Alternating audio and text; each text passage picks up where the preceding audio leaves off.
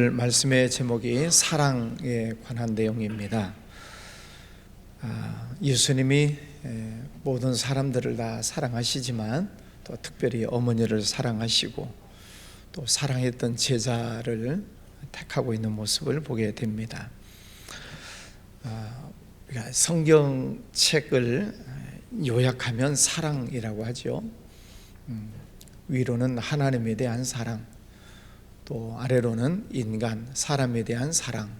그래서 계명 10계명을 보면 1부터 4까지는 하나님에 대한 사랑이고 5부터 10까지의 계명은 이웃에 대한 사랑입니다.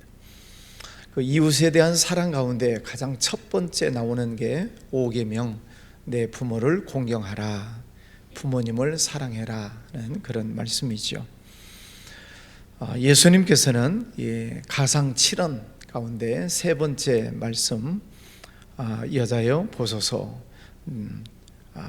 아들이니이다, 그리고 또 요한에게 네 어머니다, 이렇게 말씀을 하시면서 어머니에 대한 사랑을 표현해 주시고 있습니다. 오늘 말씀에 보면 여자여 보소서 아들이니이다. 저도 이 말씀을 보면서 왜 어머니라고 안 하고 왜 여자요 그랬을까?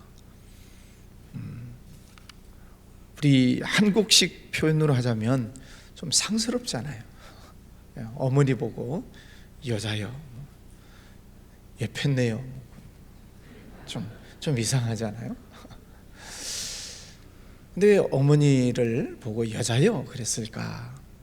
원어에 보면 메테르라고 하는 이 어머니라고 하는 메테르라는 단어가 있는데 그 단어를 쓰지 않고 귀나이라고 하는 단어를 씁니다. 귀나이라고 하는 단어는 여성들을 향한 최고의 극존칭어입니다. 그래 옛날 고대 문서에 보면은 왕비를 부를 때 귀나이 이렇게 불렀다는 기록이 있습니다. 그러니까 이 예수님의 어머니, 지금 예수님은 십자가에 못 박혀 죽으시는 순간이지만 그 어머니의 일생을 보면 낳을 때부터, 본인을 낳을 때부터 얼마나 고통을 많이 당하셨습니까? 참 나사렛에서 베들레헴까지 만삭인데 걸어와야지요. 또 아기가 태어났을 때 또 애굽으로 도망가야지요. 또 애굽에서 또 참 나사렛까지 또 걸어갔을 텐데 걸어가야지요. 그리고 이제 예수님이 십자가에 못 박혀 죽으시는 그 순간까지 아마 그 어머니는 한시도 마음을 놓을 수가 없었을 것입니다. 극기야는 이제 십자가에 못 박혀 죽으시는, 어찌 보면 이제 육신적인 면에서는 아들의 그 고통을 계속 지켜보는 어머니의 마음이 얼마나 아프셨을까, 얼마나 찢어지게 아팠을까. 그런데 이 예수님이 어머니라고 부르지 않고 귀나이라고 부르는 것은 여인으로서, 한 여인으로서 그 일생을 볼 때 가장 존경받을 만한 여인이다, 그런 뜻이죠. 어머니는 그냥 내 한 사람의 어머니로 끝나는 게 아니라 예수님은 이 땅에 메시아로 오신 것을 본인은 사명을 깨닫고 계시기 때문에 그 메시아를 낳고 기르시고 또 이제 십자가에 내어 주시기까지 그 어머니로서의 그 사명을 얼마나 귀하게 감당을 하셨는가. 그래서 어머니를 한 개인의 육신의 어머니라고 표현하지 않고 가장 존경스러운 그런 극존칭어를 써서 귀나이라고 부르고 있습니다. 우리가 다 어머니가 이제 계신 분도 계시고 또 혹은 돌아가신 분도 계시겠습니다만은 우리가 어머니라고 할 때 어머니를 얼마나 우리가 사랑하고 또 존경합니까? 우리나라 표현으로서는 가장 귀한 표현이 어머님이시죠. 어머님. 가장 어머니를 존경스럽게 부를 때 어머님이라고 합니다. 그만큼 어머니를 사랑하고 존경한다는 뜻인데 예수님은 그 차원을 한 단계 더 뛰어넘어서 극존칭어를 쓰시고 있다 하는 것입니다. 이것을 보면 예수님이 얼마나 그 어머니를 사랑하고 또 존경했는가라고 하는 것을 보게 됩니다. 우리 이제 다 자녀들 입장이시기도 하고 또 어머니인 입장에 계신 분도 계시고, 이 어머니의 위치를 우리가 보면서 자녀들을 그렇게 사랑으로, 비록 육신적인 면에서는 아들이지만 그러나 하나님께서 주신 그 사명을 깨닫고 그 아들 예수님을 메시아로 인정하는 것이죠. 우리 어머니들 자녀들을 양육하실 때 그냥 내 아들, 내 딸이다 라고만 생각하지 마시고, 이 아이는 장차 하나님의 큰 일을 할 사람이다, 그렇게 보고 계시죠? 네. 지금 말썽 부리고 속썩이고 짓궂게 놀고 그럴지라도 이 아이가 장차 하나님의 귀한 사명을 감당할 하나님의 일꾼이다 라고 미래적인 눈으로 보시고 그 아이들을 사랑하시고 또 기도로 잘 양육하시기를 바랍니다.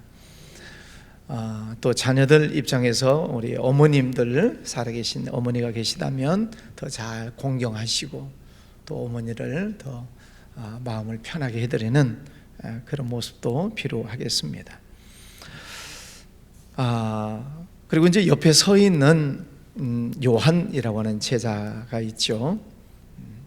그 제자에게 이르시되 보라 네 어머니라 하신데, 그때부터 그 제자가 자기 집에 모시니라.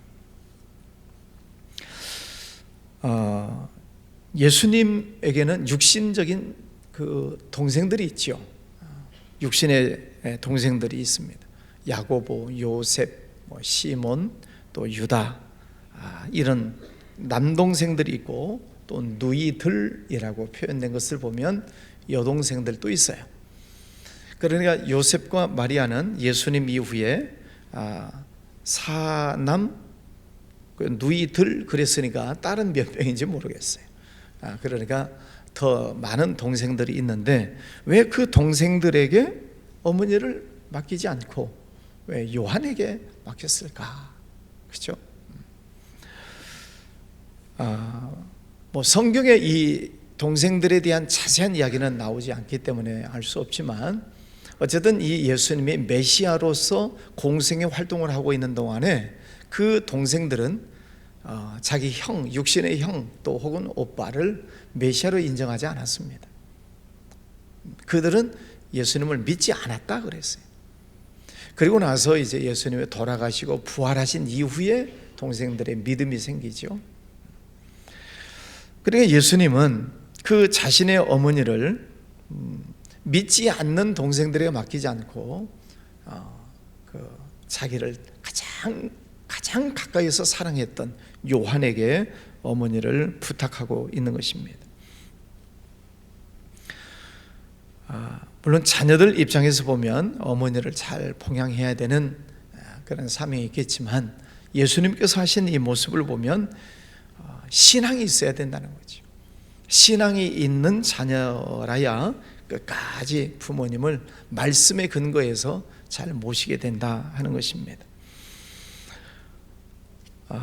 이 요한, 왜 요한에게 맡겼는가? 예수님께서 가장 사랑하셨던 제자가 요한이죠. 주께서 사랑하시는 제자 요한. 또 다른 제자들은 다 순교를 당하게 되죠. 예수님은 예지 능력이 있으시니까 그걸 다 아셨겠죠. 다른 제자들은 전도하고 선교를 하다가 다 순교를 당하지만, 그러나 이 요한만큼은 끝까지 일생을 다 하는 것을 알고 계시고, 그래서 이 요한에게 부탁을 하는데, 요한은 예수님으로부터 부탁을 받은 이후에 약 30년 이상 그 마리아를 모셨다라고 하는 그런 기록이 있습니다. 우리가 하나님을 사랑하고 또 예수님을 사랑할 때 예수님께서 우리에게 주시는 부탁의 말씀들이 있습니다. 그 부탁을 누구에게 주님은 부탁을 하시는가? 예수님을 가장 사랑하는 이에게 부탁을 하시는 거죠. 나를 사랑하는 자들이 나의 사랑을 입으며 나를 간절히 찾는 자가 나를 만날 것이니라. 주님을 간절히 찾고 사랑하는 사람, 그에게 예수님은 사명을 맡기시죠. 우리 성도님들도 주님을 더 많이 사랑하시고 또 사랑하는 자에게 주시는 그 사명을, 하나님께서 여러분에게 주시는 사명을 잘 감당하시기를 바랍니다. 맡겨놓으면 하다가 말다가 또 그만두고 그럴 사람에게 하나님께서 사명을 맡기지는 않으시겠죠. 끝까지 요한처럼 사명을 잘 감당할 사람에게 하나님은 사명을 주시는 줄 믿습니다. 요한이 이 사랑을 끝까지 실천할 수 있었던 것은 요한이 예수님의 사랑을 먼저 받았기 때문이죠. 요한복음 13장 말씀에 보면은 주의 사랑하시는 제자다. 그래, 예수님께서 12제자 많은 제자들이 있었지만은 이 요한이라는 제자를 특별히 더 사랑하셨다는 거죠. 또 제일 사랑을 많이 받은 그런 제자이기도 합니다. 그래서 요한이라고 하는 이 제자가 쓴 요한복음도 있고 또 요한계시록도 있고 또 세 권 뭐가 있죠? 요한 1서, 2서, 3서 책을 많이 썼어요. 자, 이렇게 5권이나 성경을 썼는데 그 5권 성경 가운데에서 특별히 요한 1서, 2서, 3서를 보면은 사랑이라는 단어가 참 많이 나옵니다. 우리가 성경에서 사랑장 그러면 어디예요? 고린도전서 13장. 고린도전서 13장에는 사랑이라는 단어가 몇 번 나올까요? 안 세보셨죠? 9번 나옵니다.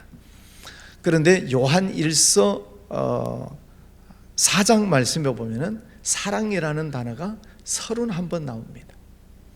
그리고 우리가 사랑장 그러면 고린도전서 13장 이렇게 알고 있었는데 사실은 요한 1서 4장이 훨씬 더 많이 나온다는 거죠.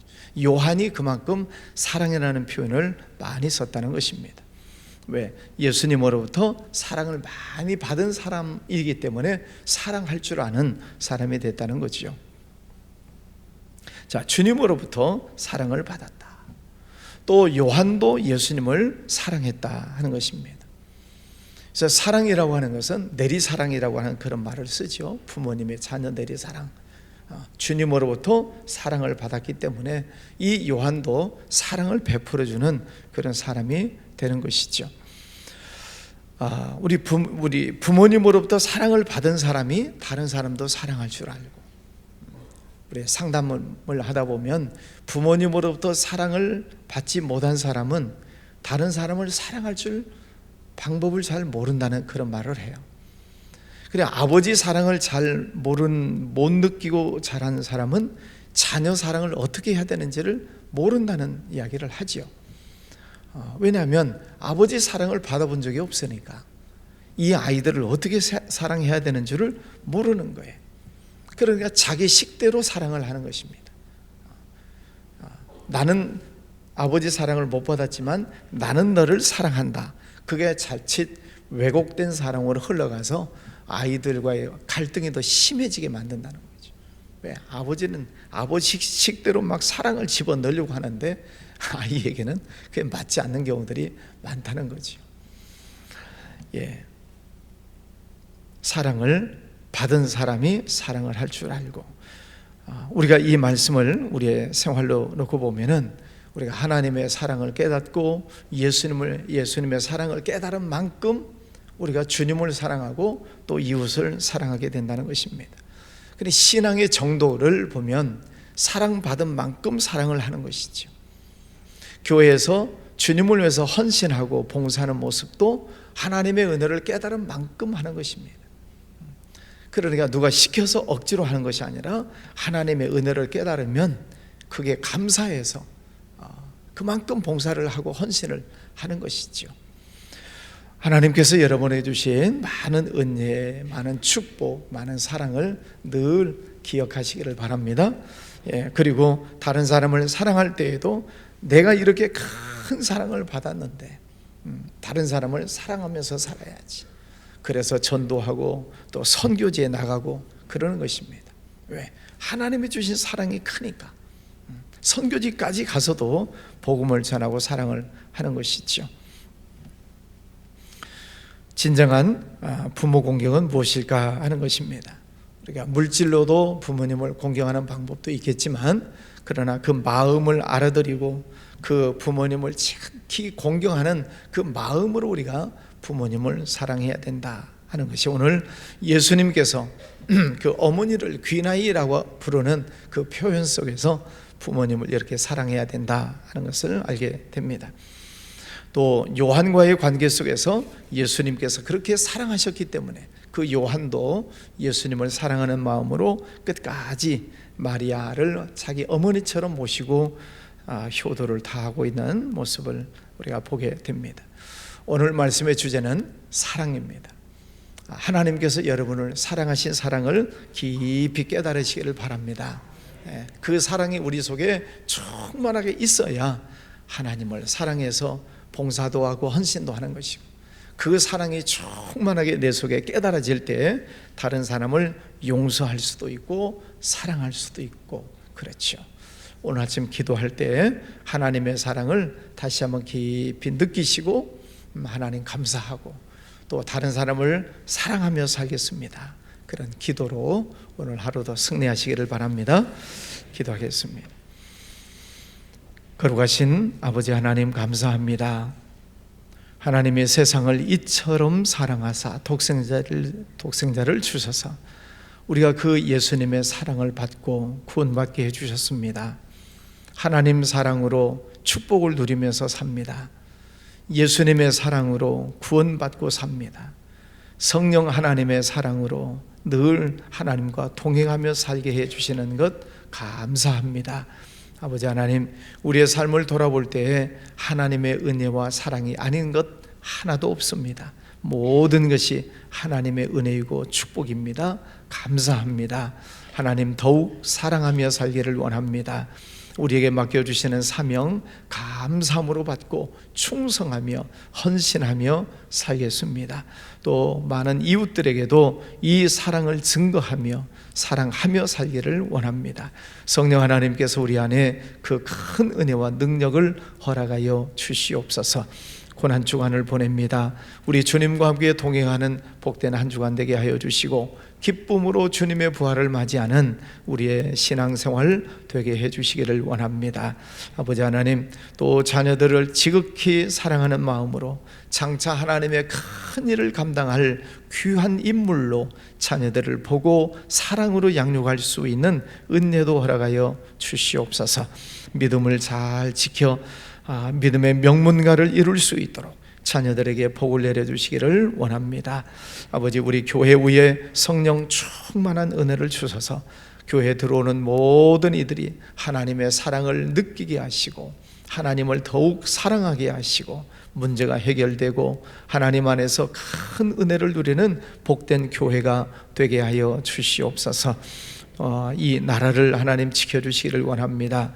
이제 총선이 2주 남았는데 하나님 앞에 겸손한 사람, 정직한 사람, 열심히 일을 하는 귀한 인물들 세워주시기를 원합니다. 당리당략에 빠지지 않게 하시고 나라가 정치적으로 어려운 일들 생기지 아니하도록 하나님께서 참으로 귀한 인물들을 허락하시고 인도하여 주시옵소서. 저 북한 땅도 불쌍히 여겨주시고 공산 사상이 사라지고 그 땅에 복음이 전파되고 교회가 다시 재건되고 남한 북한이 서로 믿음 안에서 하나가 되는 은혜의 날을 허락하여 주시옵소서. 해외에 나가 있는 선교사님들 늘 어디에 있든 하나님 건강하게 지켜주시고 성령 충만하게 해주시며 맡겨주신 선교의 사명들을 잘 감당할 수 있도록 선교 지역마다 복 내려주시기를 원합니다.